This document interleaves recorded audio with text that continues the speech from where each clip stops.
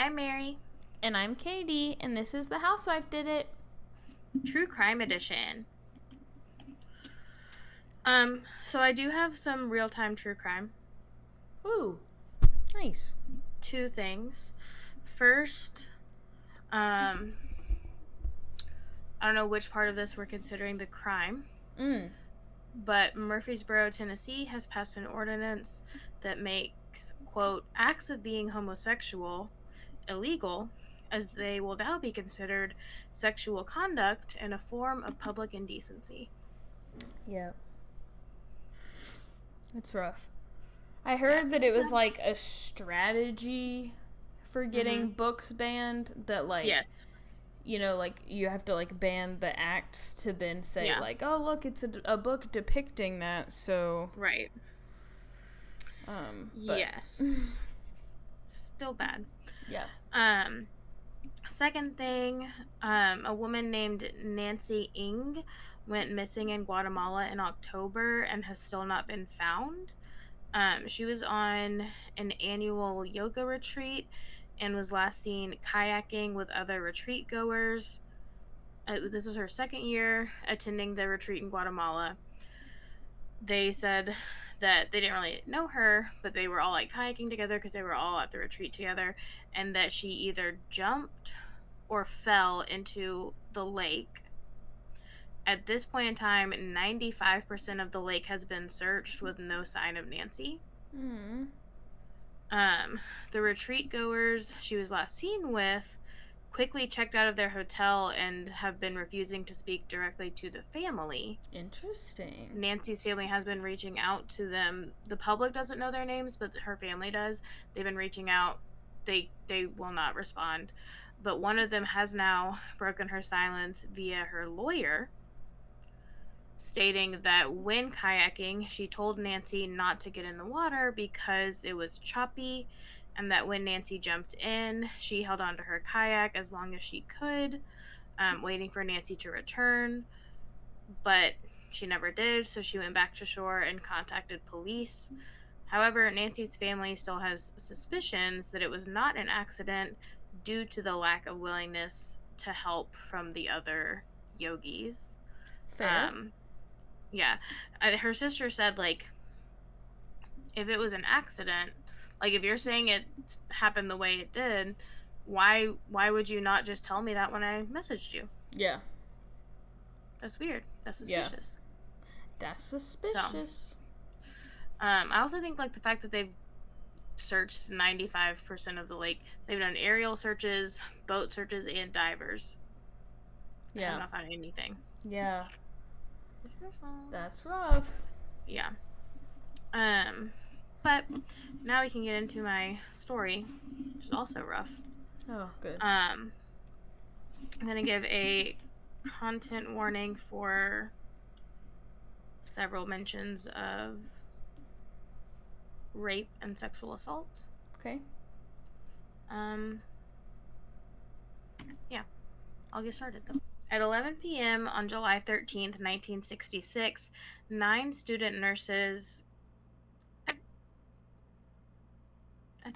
Incorrect.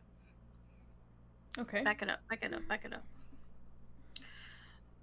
6 student nurses were in their dormitory at 2319 East 100th Street in the Jeffery Manor neighborhood of Chicago, Illinois, when someone broke into the townhome.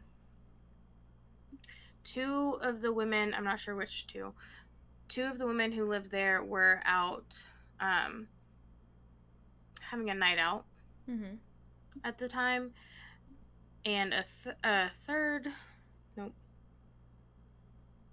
ninth woman was on a date. A ninth? Ninth. I thought there were 6. There were 6. 2 were out. 7, 8. So 9 lived there. Yeah. Okay. 8 lived there. 1 was visiting. Okay. 2. So, okay. Let me start over again.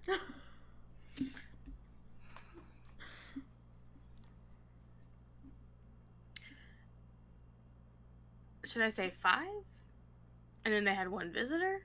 and then 2 were out, Well, and then 1 was out. I'm not even following what's going on. Like, what happened at 11 p.m.? How many people were there? 6? 6. Okay, yeah. So then 2 other people were out that should have lived there. 2 people who lived there were out together.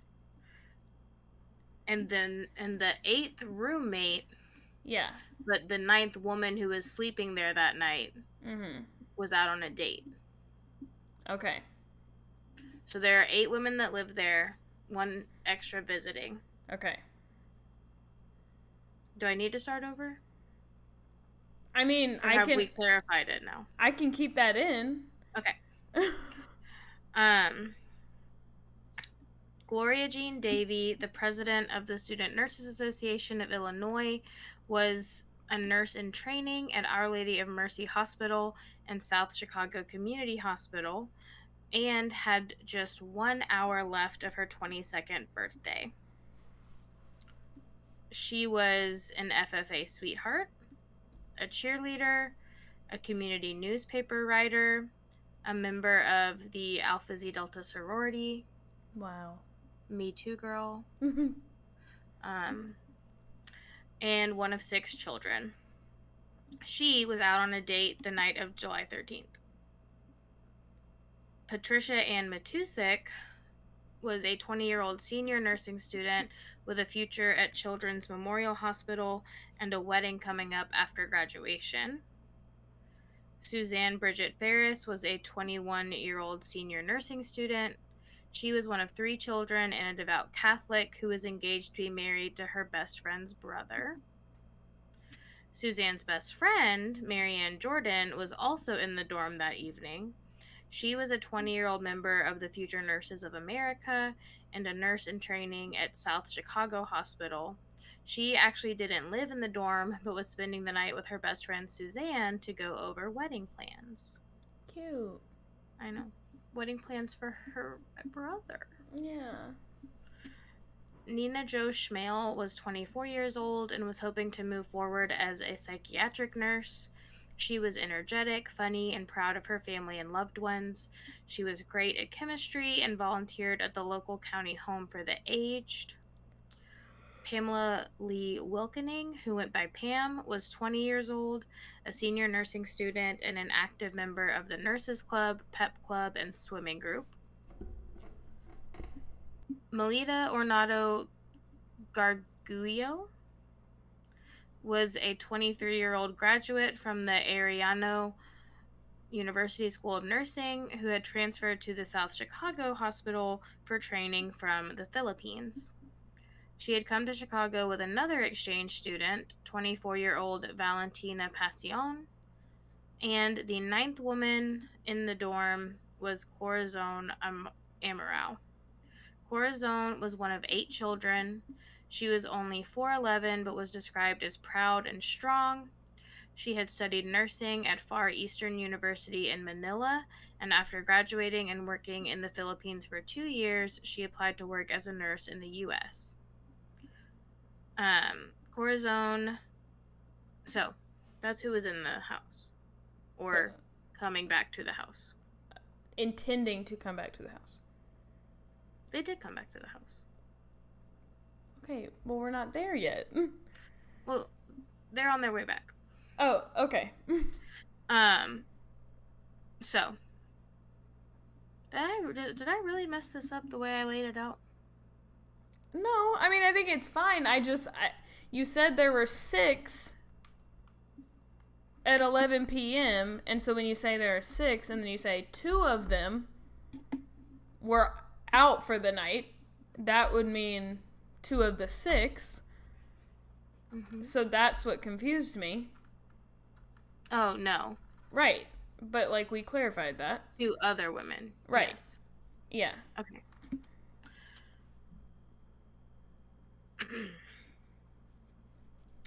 Corazon had only been asleep for about 30 minutes when she heard a knock on her bedroom door. It wasn't frantic or aggressive, just a fairly normal knock from someone who had taken the screen out of a dormitory window upstairs and snuck into her home. When I first read that, I was like, okay, so somebody knocked at her door. No, no, somebody knocked on her bedroom door. Yeah, I was gonna say. So Someone is in her home. what is this situation? You said like a dorm, but it's like a house. It's a townhome, so it's the 60s. Yeah. It's a townhome that is used as a dorm. So Right. based on pictures I've seen of the crime scene, there is like a master bedroom. There so there are bedrooms, there's a shared bathroom, but most of the bedrooms have bunk beds. Okay. So it is used as a dorm, but it is like a townhome Okay. So layout. but she didn't know at the time that someone had taken the screen out. Like, Yeah. when someone knocks on her door, it could have just been like Yeah. a roommate. Okay. Yeah. There's 8 women that live there, Yeah. But she does share the room with several other people because they have bunk beds. Yeah.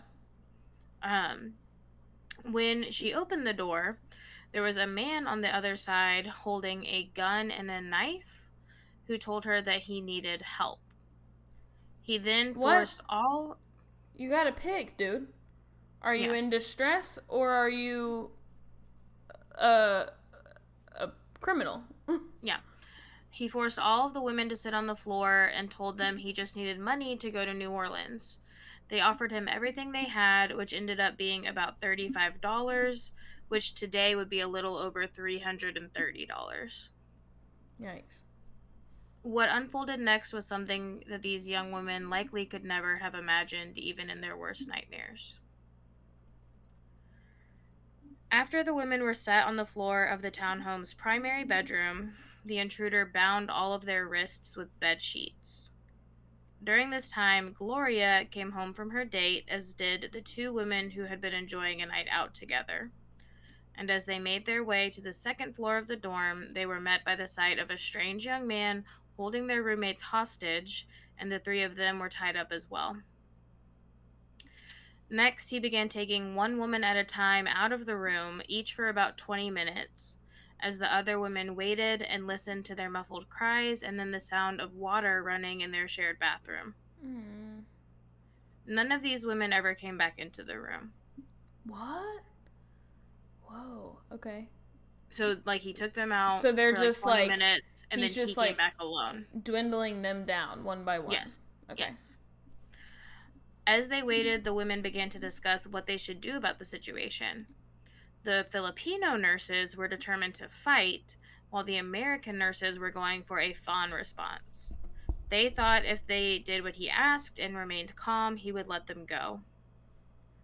As they were trying to decide what to do, Corazon rolled under one of the bunk beds in the room and hid there. At some point, Gloria, who had gotten intoxicated on her date, not shaming Gloria, Yeah. Good for you, girl. but she was a little drunk and she fell asleep on the same bunk that Corazon was hiding under. So the next time the intruder entered the primary bedroom, he raped Gloria on that bed before taking her out of the room. Weird. Okay. She is the only woman he sexually assaulted. Oh. And that's what's weirder. Mm-hmm. And he was out of the room with her the longest, approximately 45 minutes. So I think it's believed that he raped her again when she was out of the room because it took like twice as long for him to come back. Yeah. At some point, it is believed the attacker must have lost count of the number of women who were in the home when he entered because he never came back to find Corazon. Mm. She remained under the bunk bed until approximately 6 a.m. She crawled out once it had been silent for long enough, and as she moved through the townhome, she found each of her roommates in separate rooms with Gloria on the living room sofa. Each one had been strangled and stabbed, and each one was deceased. At this time, I don't know, I was gonna ask, like, does it seem, but I guess he wouldn't know, but, like, does it seem that he was trying to, like, put them in their own bedrooms, or just, like, needed rooms alone, but he didn't want to take anyone else to a room with someone dead? Oh, okay. Because they had so many bunk beds in each room. Right. I don't think there were enough bedrooms for each one. Okay. So he Um, just basically like needed to take each girl to a room that did not have a dead person in it. mhm,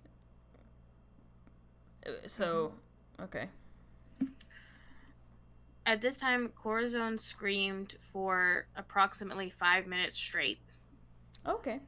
calling out, "They're dead. They're all dead. All my friends are dead. Oh my God, I'm the only one alive." Mm.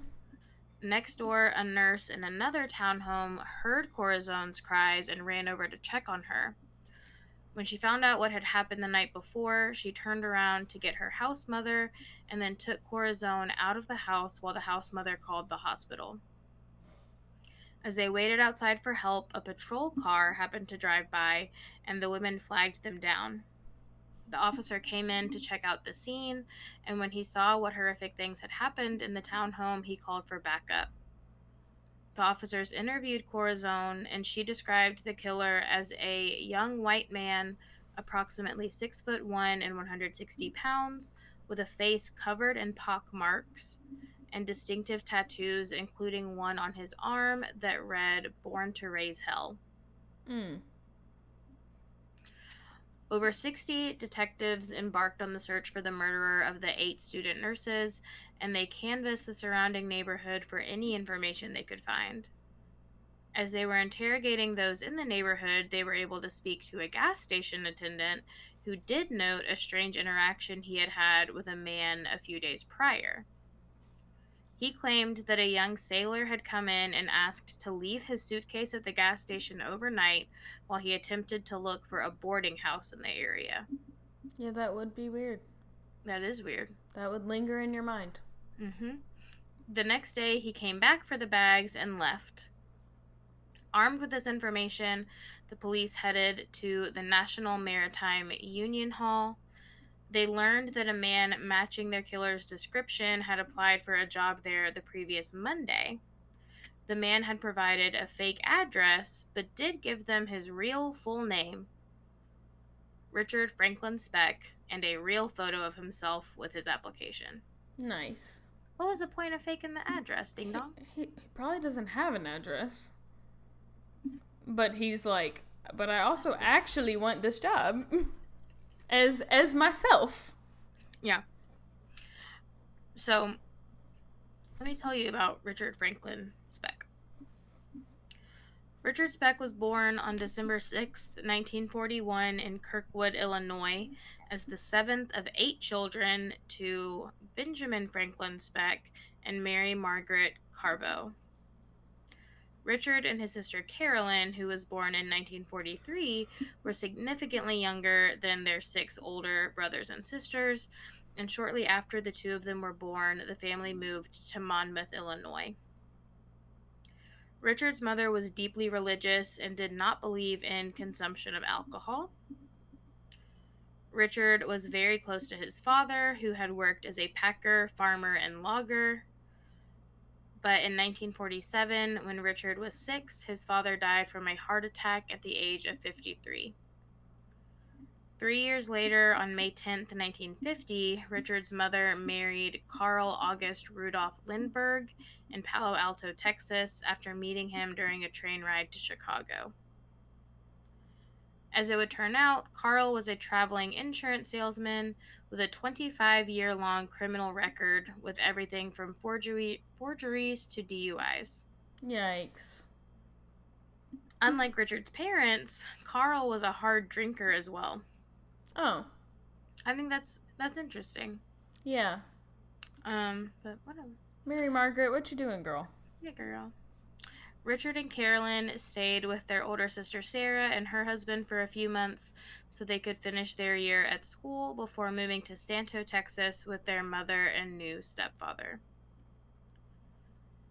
In 1951, Richard moved with his family to East Dallas, where they lived at 10 different addresses over the next 12 years. During this time, Richard's oldest brother, Robert, died in a car accident at the age of 23. Carl, Richard's stepfather, was often drunk, verbally abusive, or simply absent from the home. At school, Richard was diagnosed with a visual impairment that affected his reading, but refused to wear his glasses because he didn't like the way they looked on him. He also often refused to speak in class and began drinking at the age of 12, was arrested at 13 for trespassing, and was drunk almost every day by the time he was 15. Because of this, he struggled in school. He repeated 8th grade, he failed every subject in 9th grade, and dropped out of high school shortly after his 16th birthday. Are they still in Texas at this point? Yes. Okay. Once Richard turned 18, he began to work as a laborer for 7-Up in Dallas. 1 year later, in 1961, he met 15-year-old Shirley Annette Malone at the Texas State Fair, and the two quickly began dating. 3 weeks later, Shirley was pregnant. He's how old? 18. You can't judge this. No. I know. Well, I can judge part of it. Part. Yeah. 3 weeks later, Shirley was pregnant, and 3 months later, the two were married and had moved in with Richard's sister and her husband, as well as Richard's mother, who had separated from her husband. Good call. Y'all are very different. Richard and Shirley's daughter, Robbie Lynn Speck, that is such a fucking cute name. Yeah. Was born on July 5th, 1962, while her father was serving a 22-day jail sentence in McKinney, Texas, for drunkenly disturbing the peace. He is not even a legal drinking age yet. Yeah, great. At the age of 21, Richard Speck was sentenced to serve 3 years in prison for forgery and burglary after he had stolen, forged, and cashed his coworker's paycheck for $44, and then robbed a grocery store for cigarettes, beer, and $3 in cash.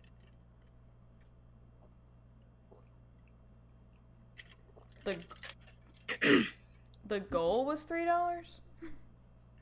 I don't know. I don't know if it was like, but again, this is the 60s. But I don't know if it was like a tip jar situation. Yeah. I think he was just like, I don't know. He served 16 months at Texas State Penitentiary in Huntsville, Texas. He was only out of prison for a week when he was arrested again on January 9th, 1965, on account of aggravated assault for attacking a woman in the parking lot of her apartment building with a carving knife. He fled when the woman screamed, and police found him only a few blocks away. I don't know, this makes me... This is going to seem like a random question, but just a thought. I think about, like, people always say, like, so-and-so has this, like, long rap sheet, but, like, it's not murder. So, like, what makes you escalate? And I know we're not there yet, but, like, what makes someone escalate from, like, forgery and, like, other crimes to, like, brutal murders? But then I also just think about, like, how much of a factor do you think it plays just, like, having been to prison and, like, knowing, like, I can handle that?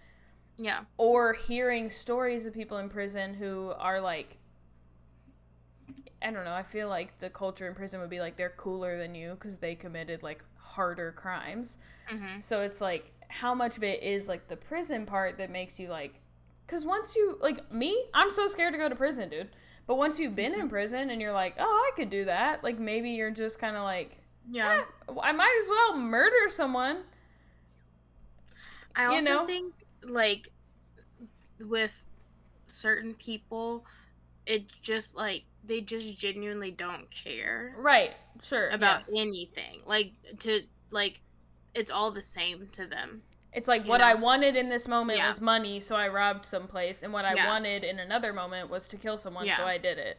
It's true. But we also are seeing, like, an escalation from those things to now aggravated assault. Yeah. And it will continue to escalate. For Richard Speck, it does seem a little natural.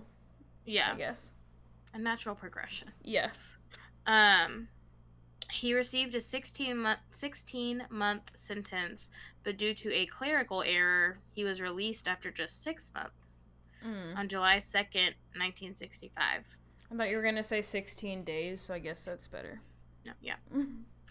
After his release, Richard worked for 3 months as a driver for the Patterson Meat Company. During his time there, he had 6 accidents in a company truck and was eventually fired for no call, no showing. Good job. Not for the 6 wrecks. No. In 1965, Richard moved in with a bartender from what had become his favorite bar, Jenny's Lounge. His new roommate was a 29-year-old divorced ex-professional wrestler and mother of 3. Ah, She allowed Richard to move in with her to help her babysit her children while she worked. I was about to ask, are her children there? But Mm-hmm. sounds like That's it. the point. Yeah. Within a month of moving in with her, Richard's wife Shirley filed for divorce. That same month, January 1966, Richard Speck got into a knife fight at Jenny's Lounge and stabbed a man.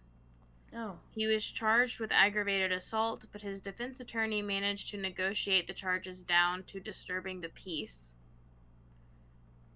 Richard was fined $10, but then spent 3 days in jail for failing to pay the fine. No. Richard, they handed that to you, buddy. Yeah. Who is this defense attorney? Yeah. That is, I'm not agreeing with it, but that is magic. It's Jose Baez. It's always Jose Baez. On March 5th, 1966, Richard bought a car and then robbed a grocery store of 70 cartons of cigarettes, which he sold out of the trunk of his car in that store's parking lot. Oh my goodness. We can't all be big brains. Yeah. I actually have seen pictures of Richard Speck's brain, and it is very small. But, like, all honesty, was it working? Like, were people willing to pay his marked up prices for something they could just walk in the store to get? I mean, I don't know, but he did get caught doing it. Yeah. After he had just stolen all of them. Yeah. Richard attempted to abandon the car, but it was traced back to him because he had just fucking bought it. Yeah. And the police issued a warrant for his 42nd arrest. Wow. However, 4 days later, Richard's sister Carolyn drove him to the Dallas bus depot, where he took a bus to Chicago, Illinois. Once he got into Illinois, he stayed with his sister Martha and her family in Chicago for a few days, and then headed back to Monmouth, Illinois, where he is originally from. He stayed with some old family friends and went to work with his brother Howard as a carpenter, sanding plasterboard. Then he found out that Shirley had remarried just 2 days after their divorce was final. Ooh. That's gotta sting, buddy. Yeah. They had been separated before, though, so. Yeah. He was enraged, and after moving to the Christie Hotel in downtown Monmouth, he began to spend all of his time in the downtown taverns. While bar hopping with some friends in Gulfport, Illinois, Richard was detained overnight by police for threatening a man in the restroom with a knife. A few days later, on April 3rd, 65-year-old Virgil Harris returned home to her Monmouth residence from babysitting at about 1 a.m. and found a burglar inside her home with a knife. He blindfolded and bound her, raped her, and then ransacked her home and stole the $2.50 she had made babysitting. No! This little 65-year-old woman who, let's be honest, is only babysitting out of the kindness of her heart. Yeah. She does not have to be doing this. No. She got $2.50. Sweet. She later described the man as approximately 6 feet tall, white, and very polite, with a soft voice and a southern drawl. Interesting. Mm-hmm. Good for you, Richard. Yeah. I guess. Yeah, at least you did it nicely. Yeah. May I please have your $2.50? Now that I've finished raping you? A week after this incident, 32-year-old Mary Catherine Pierce was reported missing after having last been seen leaving her job as a barmaid at her brother-in-law's tavern, Frank's Place, in downtown Monmouth at 12:20 a.m. Her body was found on April 13th in an empty hog house behind the tavern. Hmm. Her cause of death was a blow to her abdomen that ruptured her liver. Yikes. I'm going to go ahead and say now, I don't know for sure that Richard Speck did this. Okay. He was not ever charged for this. Okay. But this is where it leads us somewhere. It's in the vicinity. Yeah. It's likely. Okay. Monmouth police knew that Richard Speck was a regular at Frank's Place and that he had helped build the hog house where Mary Catherine's body was found, because he's a carpenter. They questioned him as he was picking up his paycheck on April 15th and then asked him to stay in town in case they had further questions. 4 days later, they came back to the Christie Hotel to question him again and found that he had left the hotel with all of his belongings, saying he was headed to the laundromat, but they later found out he had fled the city. Police searched the room where Richard had been staying and found a radio and costume jewelry that was identified as having belonged to Virgil Harris, as well as items reported missing from 2 other local burglaries in the month before. So again, I don't know that he killed Mary Catherine Pierce. Yeah. But he was questioned on it and then immediately fled the city. Yeah, that's suspicious. Mr. Sir. Richard Speck had fled to Chicago to stay with his sister Martha and her family again. While he was there, his brother-in-law Gene Thornton, who worked as a railroad switchman but had previously served in the U.S. Navy, began to see traits in Richard that he believed would make him a perfect candidate for the U.S. Merchant Marines. Oh, that's so smart. For example, Richard had told Gene and Martha that the reason he had to leave Monmouth was because he had refused to sell narcotics for a crime syndicate. He said, "No, thank you. Say no to drugs. I will not be doing that." So he was like, "Oh my god, this guy hates drugs, merchant marine." Yeah. Being unemployed, Richard jumped at the chance to find work. And on April 25th, he went to the U.S. Coast Guard office to apply to work as an apprentice.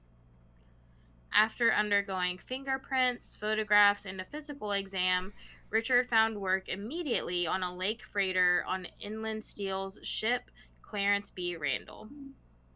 After a background check? That's what I'm saying. Y'all run his fingerprints. Whose for fingerprints what? did you give him? Did he give them? You ran his fingerprints for what? Like, just to have them? Like, no, you're supposed to be looking at what they come with. Stupid.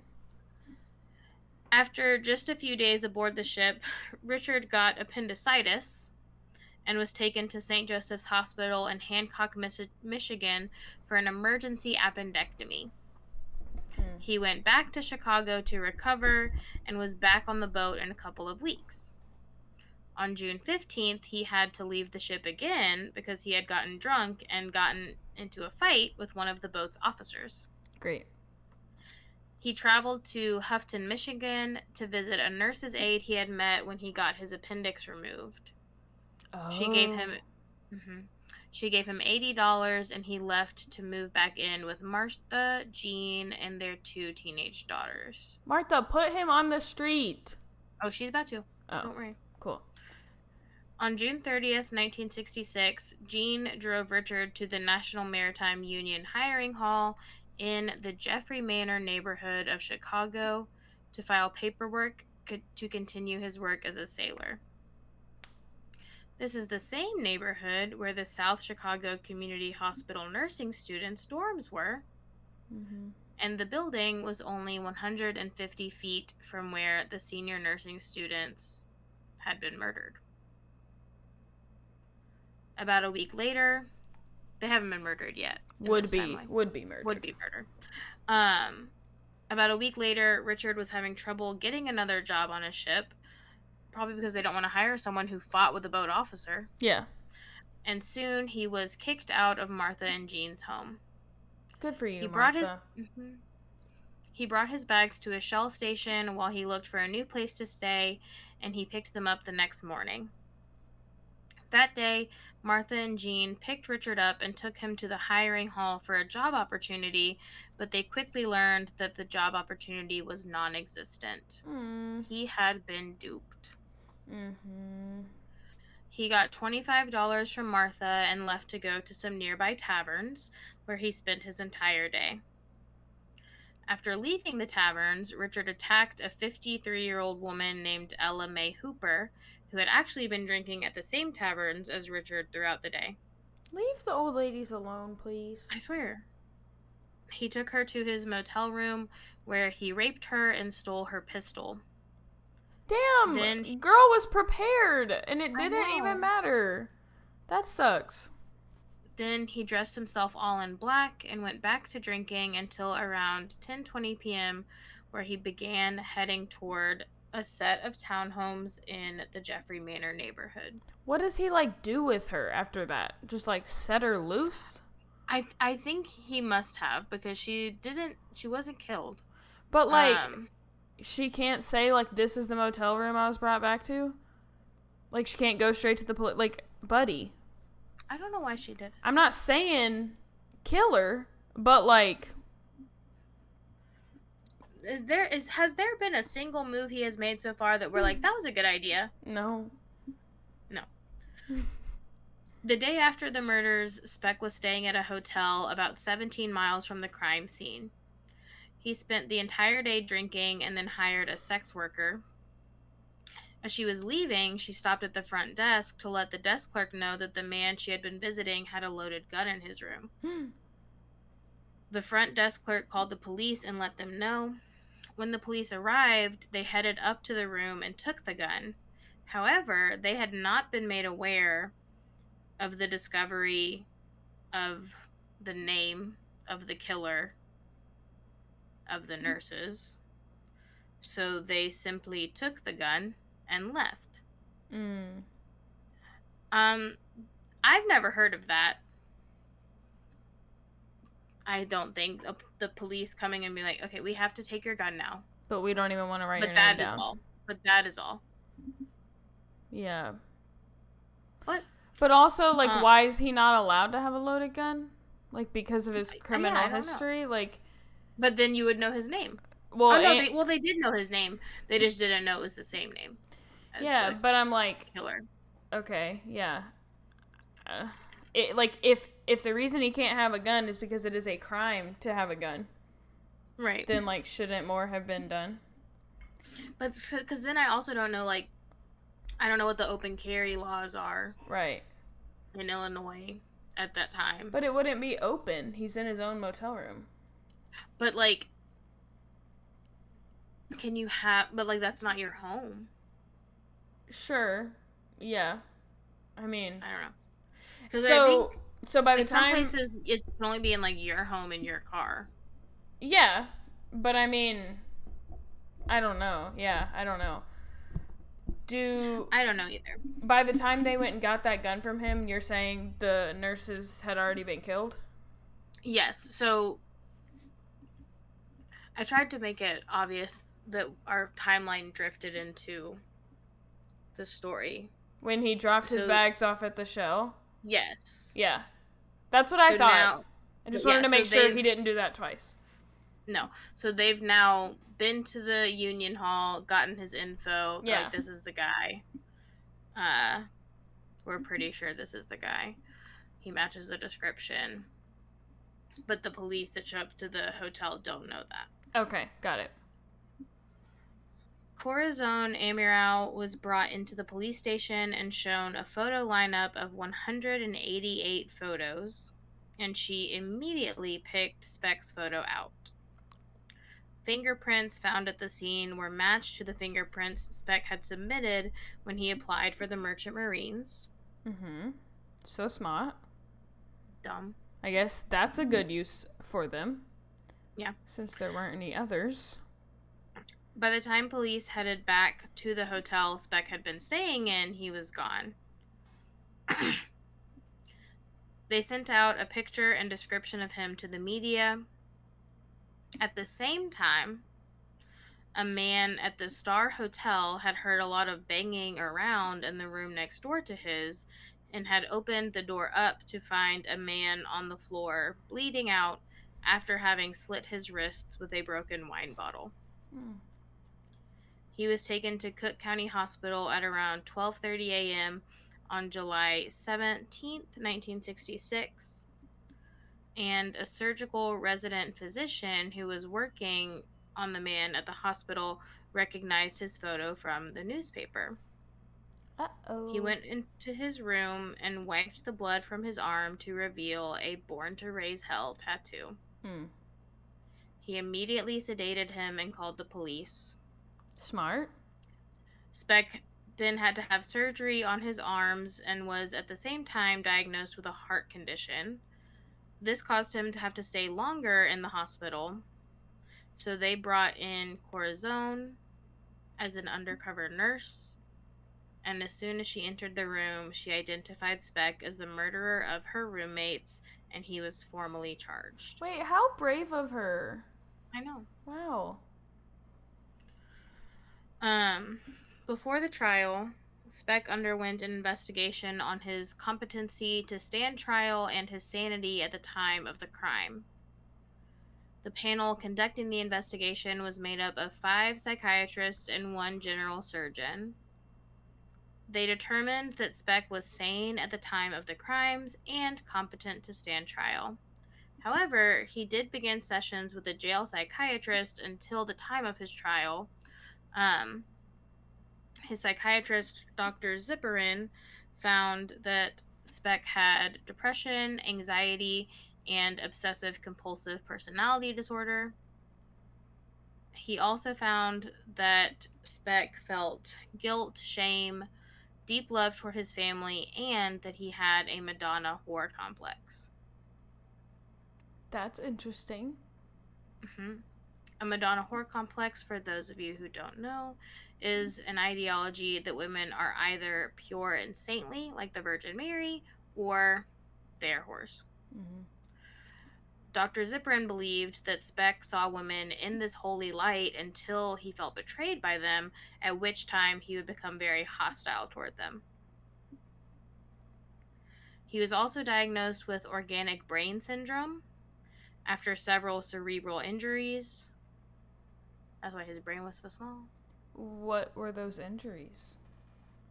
I don't really know what the injuries were, but organic brain syndrome is just like any like trauma. It's like a blanket term, I think, for like any trauma to your head that causes like a decrease in function of some sort. Yeah.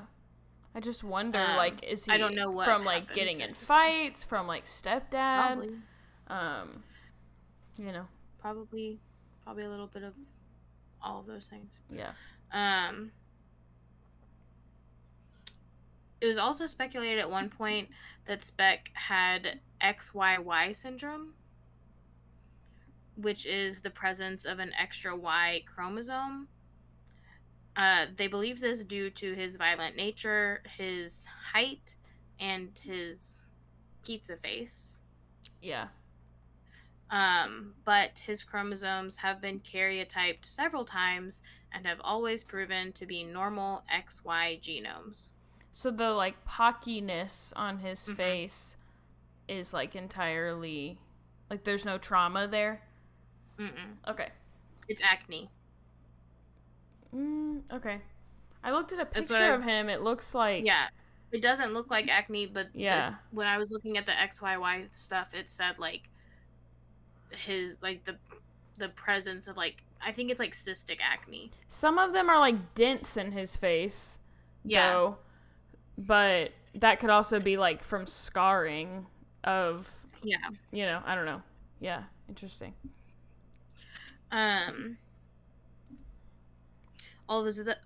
Although Dr. Zipperin agreed that Speck was competent to stand trial, He believed he was insane at the time of the murders due to extensive alcohol and drug use coupled with his organic brain syndrome. Nope.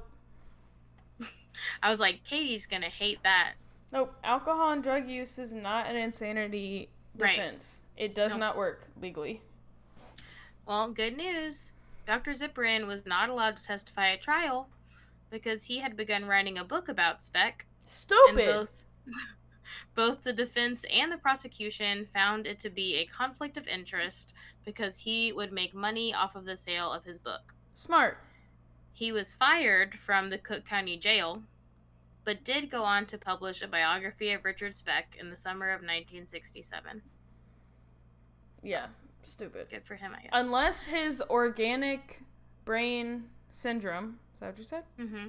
Is the reason that he picked up a drink or did drugs, then you cannot use that as an insanity defense. I think since he was steadily picking up drinks from the time he was 12, it probably wasn't the reason. Exactly. So, Misser. Richard Speck's jury trial began on April 3rd, 1967 in Peoria, Illinois. They intentionally set the trial 3 hours outside of Chicago and put a gag order on the press. The doctor who had identified Speck in the hospital claimed he had confessed to the murders while under sedation, but this confession was inadmissible in court due to the fact that he was under sedation.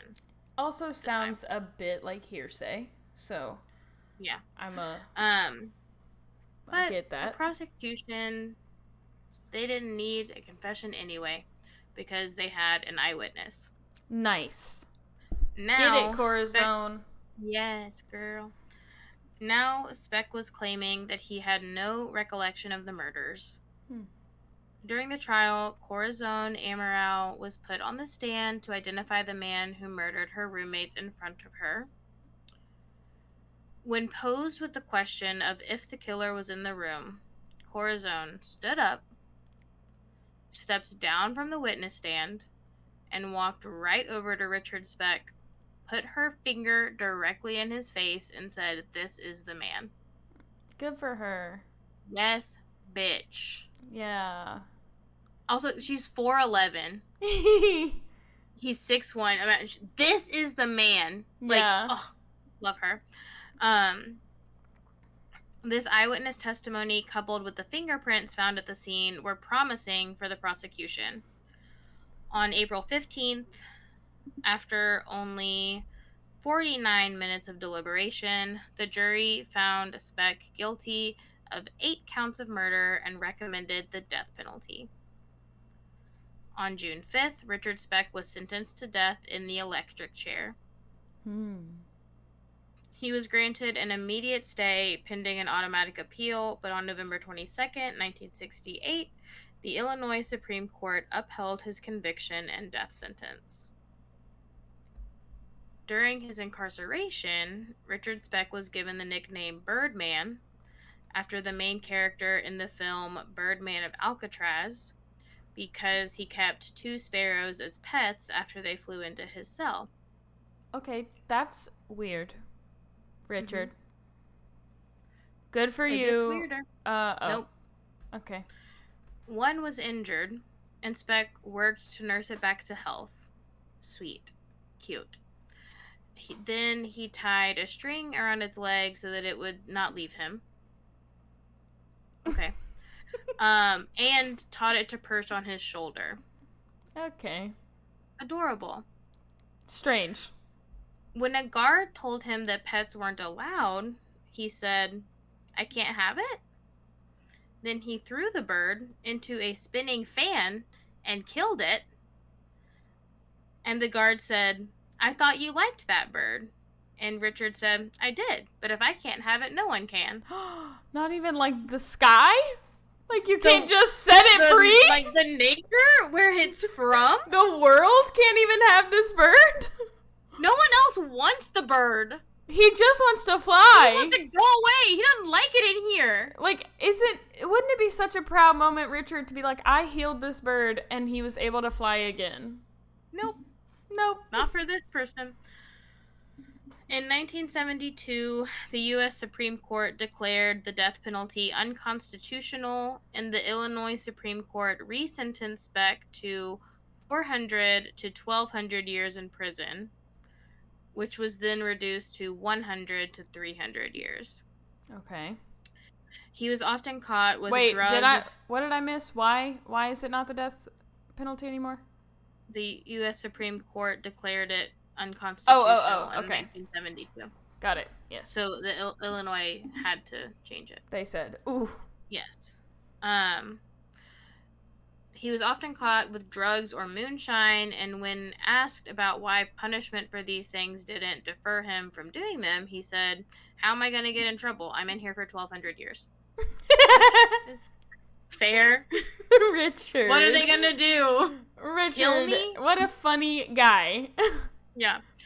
In 1978, Speck sat in his first press interview with the Chicago Tribune where he confessed to the murders for the first time. He also said that he believed he would be out of prison before the year 2000, and that when he did, he was going to open his own grocery store. Wholesome. No one's gonna shop there. When the interviewer asked if Speck would compare himself to any other notorious killers, he said, quote, "Me, I'm not like John Dillinger or anybody else. I'm freakish. I had no feelings at all that night. They said there was blood all over the place. I can't remember. It felt like nothing. I'm sorry as hell for those girls and for their families and for me. If I had to do it over again, it would be a simple house burglary. My final thought for the American people, just tell them keep up their hatred for me. I know it keeps up their morale, and I don't know what I'd do without it." End quote. In 1988, an anonymous attorney shot videotapes from inside the Stateville Correctional Center where Richard Speck was incarcerated. In the video, Speck is seen performing oral sex on another male inmate, doing cocaine, and wearing only a pair of silk panties. Also in the video, Speck clearly now has breasts, which he allegedly developed after having hormone treatments snuck into the prison. Okay. With the cocaine, I guess. Okay. Do we know the tape? Do we know his motivation for taking hormone treatment? Nope. I also don't know, is that the same motivation for wearing silk panties? Is there something... I don't know. I want to say this, and I don't mean it... Listen, no transphobia here. Yeah. But with a combination of all of Richard's things, with the bird and whatever, I'm getting freakish. Yeah. I'm strange. Yeah. I have seen this video. I mean, no shame at all in giving oral sex to a man in a men's prison. Everyone's doing it. But whoa. Yeah. In the tape, he's quoted as saying, quote, "If they only knew how much fun I was having, they'd turn me loose. Sure, I did kill the nurses. It just wasn't their night. I feel like I always felt. Had no feeling. If you're asking me if I felt sorry, no. Strangling someone, it's not like TV. It takes over 3 minutes, and you have to have a lot of strength." He's saying this to his, lover? No, he's just talking. The video... Oh, okay. So...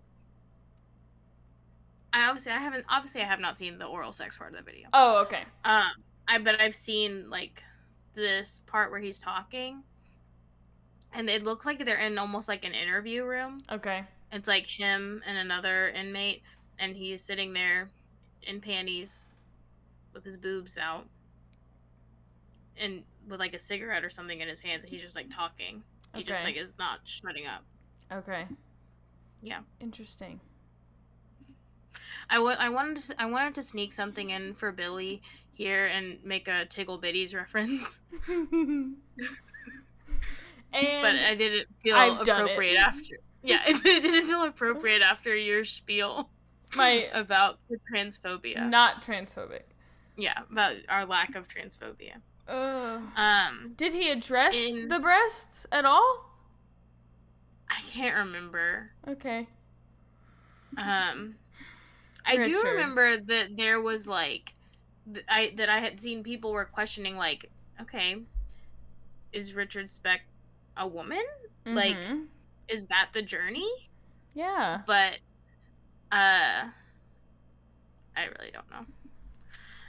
In early December of 1991, Speck was taken to Silver Cross Hospital in Joliet, Illinois, due to chest pain.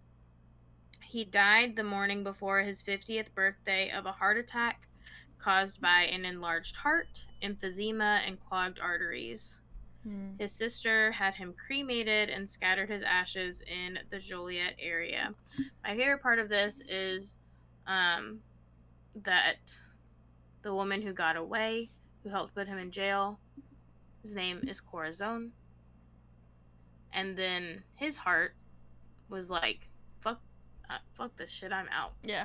God said, Um, not over the hill for you, buddy. no.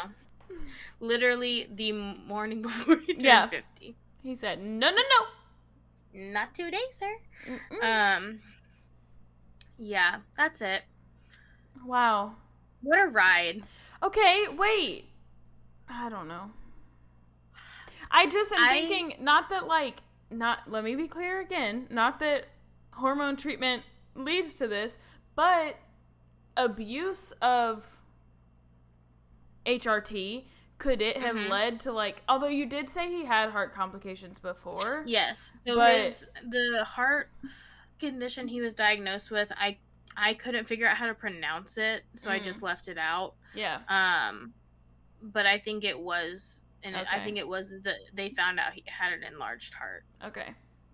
Yeah, enlarged heart, small brain, but I'm sure the cocaine and the recreational use of HRT was not helpful. So much fun in here.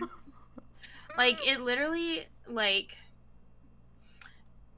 it was like an old man, like, sad, gross version of, like, John Tucker Must Die. Yeah. Scene where he's, like, going down the hallway. Yeah, it just... Yeah, I just looked at it. If you type in Richard Speck interview, yeah, that is what is it just you. They know what interview you're asking about. I'm looking at it, and like the fact that this man is 49, like that he is not 75, also is like alarming. The difference in his face from like the time he was arrested, like his nose got like 10 times bigger. Yeah, it did. You would think that the hormones that are giving him breasts would feminize his face. Yeah. So it's interesting. Rough. I like literally the whole time I was writing this, I was like one of those things where people are like, you could like movies aren't even this crazy. I was like, this could be the plot of a Netflix show. Like every single fucking thing in this man's life. Like there's not a single moment of normalcy. Yeah. For him. No. Not for him. That's wild. Yeah. I did not know about Richard Speck until I watched Mindhunter. Mm-hmm. And he seemed really, the character, and like based on like the Mindhunter interviews, he seemed like normal in the sense that like in a serial killer way, in normal amongst other serial killers, I guess. Yeah. But he was like, he kind of like, and at times he had said because he's dead now. At times he had said that he like went back and forth. He was like, if I hadn't been drunk, I definitely wouldn't have done that. Yeah. I wouldn't have killed anyone. And like, and then other times he's like, I think I could have killed someone regardless. Yeah. And like he goes back and forth, and so like but like he's just such a strange man. Yeah. in like every way. Yeah. Very interesting. Mm-hmm. A strange bird, if you will. A strange bird, man. I thought they were saying that because his giant ass nose. Yeah. No, when I was like researching this, I kept like giggling, and my husband was like, "What is so funny?" And I was like, they keep saying like match the description of the killer. I said that means they said yes, a pizza faced man came in here. Yeah. A man with the face of a 13-year-old. Yeah. Pocky. With that never showers. Yeah. Is who we saw. Like, that's hilarious to me. Mm-hmm. That he's that identifiable. Yeah. I was looking when you said like she immediately picked him out of a lineup. I was like, hold up, Yeah. let me Google him, It's and I hard was not like, to. whoa, yeah, I could now. Like listen, I give a lot of advice to people who want to commit crimes. I feel like if you look that distinguishable from others, don't commit crimes. Yeah. At least not ones that are going to send you to prison for 1,200 years. Or make sure you got all your witnesses. Yeah. I mean, or get facial reconstruction surgery after the fact. A mask? Yeah, that. You're dressed all in black and you couldn't put something over your face too? A ski mask? Just for the sake of others, to be honest. Like, imagine, like, opening the door and somebody's got a gun and a knife, but then you look up and they've got also, like, kind of a scary face. Yeah. Interesting. Yeah. And I wouldn't say that if he wasn't a murderer. I would be kind, but he is a murderer, so I can say that. He's not kind. No. He was kind for half a second to a bird, and then he threw it into a fan. That's crazy. Charge him with the murder. Charge him with the murder of Mary Catherine Pierce and of the sparrow. Another 100 years, please. The guard said, I thought you liked that bird.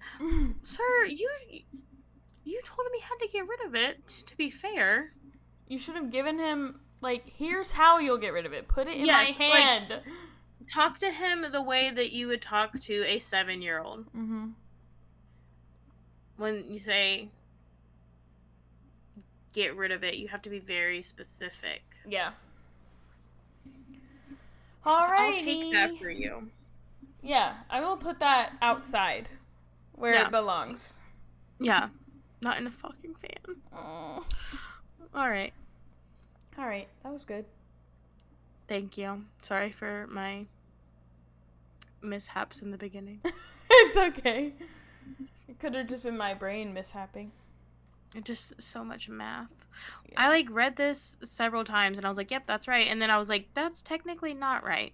Yeah. There weren't 9 women in the house at the time. Yeah. Well, there were by the time you got in there. Yeah, I really could have just left it. Yeah. Well, no, when he got there, they weren't all there. Oh, yeah. You said they showed up after. They showed up after he had come in. Yeah. Yes. I wonder what I'm doing next. Woo! So no pop culture. Yep. Unless something crazy happens, and then we will do an emergency recording. Yeah. ASAP. Yeah, you have full permission to DM us on Instagram if anything nuts needs to be covered. Yes. But otherwise, we will not be back Tuesday. We will be Thanksgiving-ing. And we'll see you next Friday. Hear ya. Talk to ya. Whatever. We won't hear you or see you. Yeah. I don't even know who you are. Sorry. But, bye! Bye!